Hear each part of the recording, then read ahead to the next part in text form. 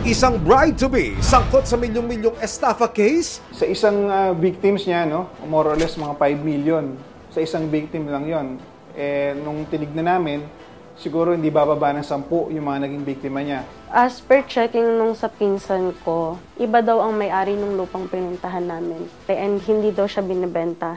Suma total, aabot daw ng 5 million pesos ang ininvest nila sa suspect. In total, 3 vehicles, isang bahay, tapos 3 lupa. Parehas kami nag-suffer sa depression ni Daddy. Pero ang saddest part kasi doon, si Daddy mag-isa lang. Nagsampa ng kasong estafa at falsification of documents si Danica laban kina alias Jane at alias Ryan noong 2022.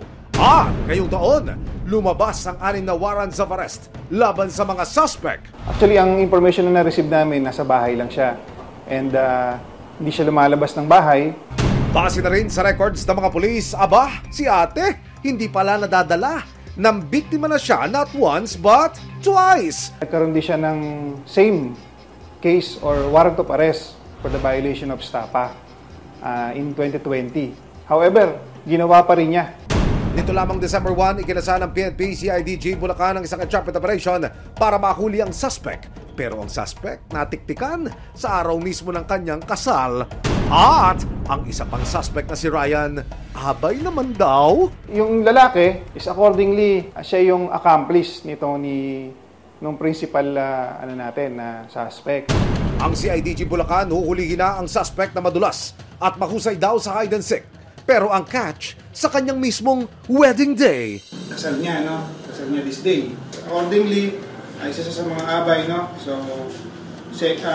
secondary target natin siya.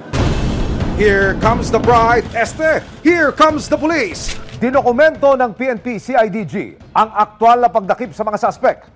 Narito po makikita ang video. Sinimulang i-record ito habang dahan-dahang naglalakad ng mga pulis papasok dito po sa Events Place. Maya-maya pa, sa loob ng isang multi-purpose function hall na ito, makikita ang isang babaeng nakatrake de boda. Ito na ho pala ang subject ng police operation. Siya mismo ang sisilbihan ng warrant of arrest. May way pa to para pwede ko bang bayaran agad yung bill na to? Aayusin naman namin. Kasi huwag naman ngayon, please. Sa video mula sa CIDG, makikita ang pagmamakaawa ng pamilya ng suspect na kung pwede sana'y the kasal must go on. Nakikiusap po ako kahit after ng wedding. Yes, ma'am.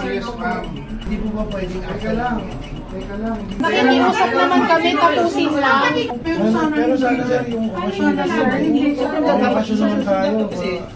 Alam niyo pala, dapat bine-verify niyo lagi sa Hindi namin alam mo meron. Wala sinasabi sa korte. Any time of the day and night, para kang pares yan, ma'am. Bakit po ako nakikiusap po?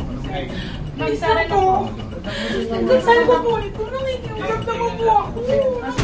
Maya-maya pa sumugod ang isang babae na kanyang nabiktima.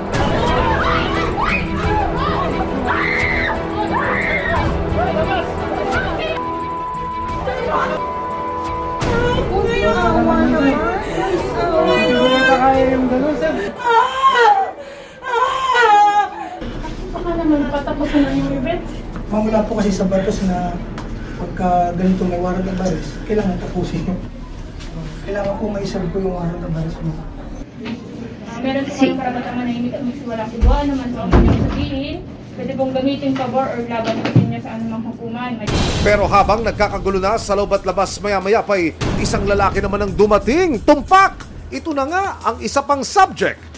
At si Kuya Ryan na surprise. Akala niya abay lang siya sa kasal. Abay, to jail na pala. Siya ba? Ito ba, ate? Yes po. Siya, kasama siya. Yes po. Pinuhuli ka namin sa bisa ng warrant of arrest na inisyo ng NTC sa Tabaré, Bulacan sa kasong estapan. Meron ka karapat ng manimim at magsuwalang kibuan. Kumusap? Nang makapagbigis ay dinala na agad ng mga suspect sa CIDG Bulacan. Sinubukan namin silang kunan ng panig pero hindi na sila pumayag na humarap sa kamera.